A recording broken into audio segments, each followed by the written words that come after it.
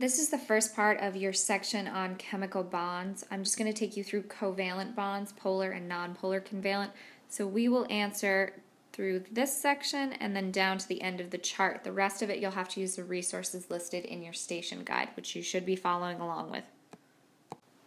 So the first thing we need to ask ourselves in chemical bonding is, why would atoms bond? So atoms follow something called the octet rule. Octet, just think oct like as an octagon, means 8. So atoms want 8 electrons in their outer shell. And if we recall our orbitals or electron shells, they fill like rings. The first one gets 2, the second one gets 8, and the third one gets 8. So the example I have for you is of argon. So argon has its first 2 electrons, and then we have 1, 2, 3, 4, 5, 6, 7, 8 in the second, and then its third 1, 2, 3, 4, 5, 6, 7, 8. Now, argon has actually fulfilled the octet rule. So argon is a happy atom. It doesn't want to bond with anyone. Atoms that have a full outer shell and do not want to bond with anyone are actually referred to as noble gases. Just think noble as in sort of snobby, don't want to hang out with anyone. All of the noble gases are not going to bond. They're what we call inert gases. They don't react. So your first question in this section asks you to define covalent bonds. Covalent bonds are just any bonds where atoms are sharing electrons.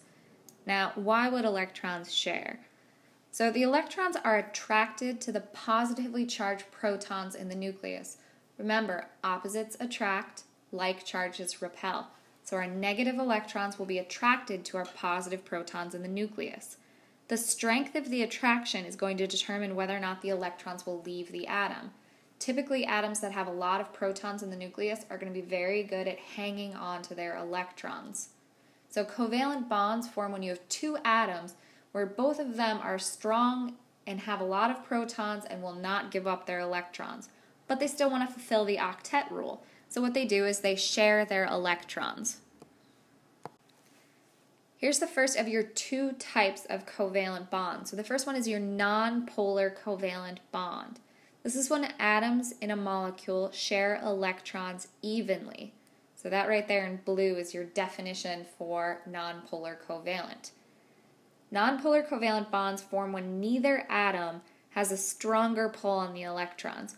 So imagine 2 really strong football players having a tug of war. If they're both about equally strong, the rope will go back and forth a little bit, but overall, nobody's going to win. It's the same thing with the atom. They pull on the electrons, but overall, no one's winning, which means there's no area that's more negative or more positive. The electrons are what we call evenly dispersed along the molecule. So the example that I've given you here is carbon dioxide. We see carbon's electrons, its 4 valence shell or outer electrons, are shown with the blue X's, and oxygen, which has 6 valence shell or outer electrons, are shown in the red dots. The oxygens are going to pull on the electrons from that carbon because they have more protons, they're a little stronger, but since they're on either end, they're kind of pulling across the same direction, stretching out that carbon, but nobody's winning, which means the whole molecule has no charge. The other type of covalent bond is a polar covalent. So the definition again in blue is electrons are not shared evenly. So the nucleus of one atom is able to pull a lot harder on those electrons, which results in areas that are more positive and more negative. The classic example here is a water molecule. So that fancy little symbol up there that you see with the negative and the plus signs next to it, that's just a symbol for a partial charge. So this is your water molecule with a partially negative charge and your 2 hydrogens with the 2 positive charges. Covalent bonds can form multiple bonds. So the example I have for you here are a whole class of what we call diatomic elements. These are elements that don't really want to be with themselves. They'd like to buddy up with one of their other sort of fellow atoms to exist in life. So hydrogen wants to share with another hydrogen so they can have 2 valence shell electrons, so they will form a single covalent bond. Oxygen wants to share 2 electrons, so it's going to buddy up with another oxygen, and it'll be O2. Nitrogen wants to share 3 electrons. It'll buddy up with another nitrogen. They'll share 3, and that's N2.